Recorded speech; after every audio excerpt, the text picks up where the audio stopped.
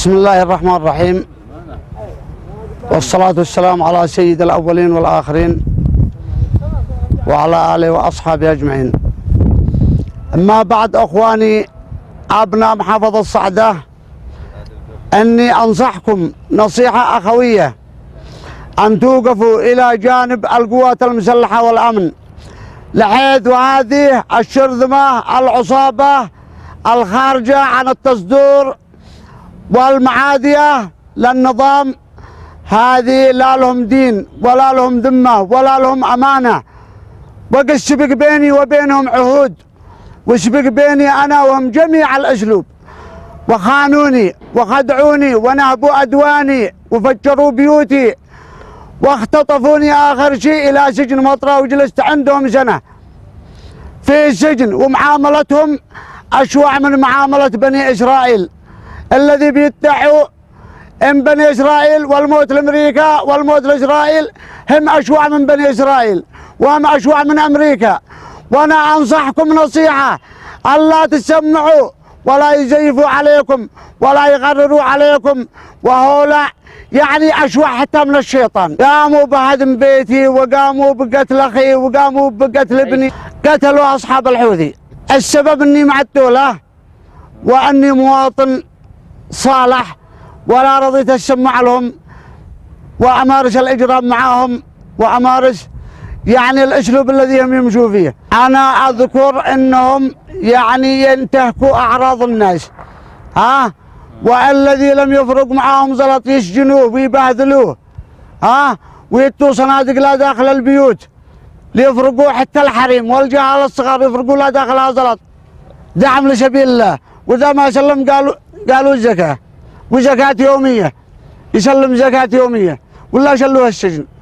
والآن السجون مليانة في داخل البيوت مران يسجنوا، احتلوا بيوتنا، احتلوا منازلنا ودمروها، وبعضها يسجنوا فيها، يسجنوا الذي هم مع الدولة والذي ما يمشوا بأوامرهم، يدمروا المستشفيات، ينهبوا ما دخلها من علاجات وينهبوها، والمدارس، والممدولة ما إلا مخربين في الشعب.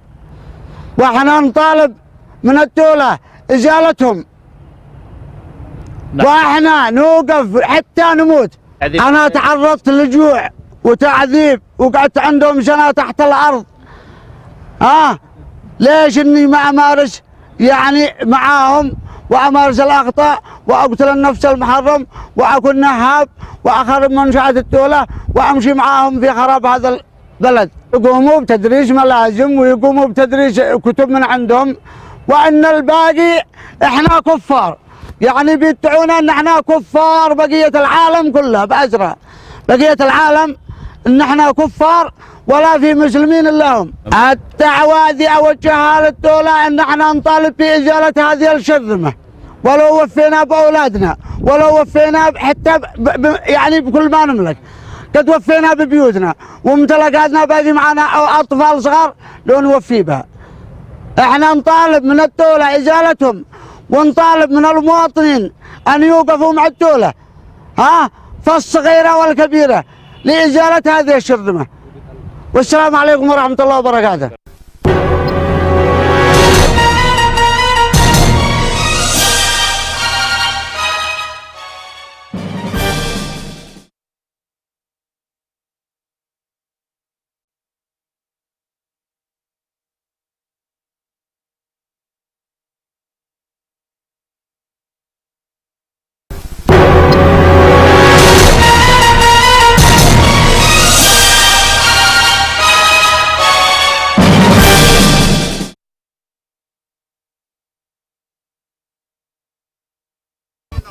ايوه قتلوا واحد مننا اخي محمد حمدان، وفعلوا اخي عضة علي خميس، وقتلوا عبد الغني، قتلوا صالح جمعان، فعلوا ناس خلى على الله.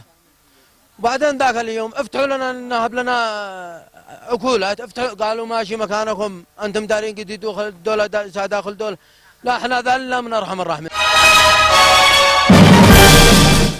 معاناتي أني والجميع ما هو معاناتي الحالية، لأن الناس عانوا كلهم كاملا، حتى اللي باقين في البلاد هم معانين من هذا الشيء، ولكن ما سبر أن كل واحد ينزح من ما يملك.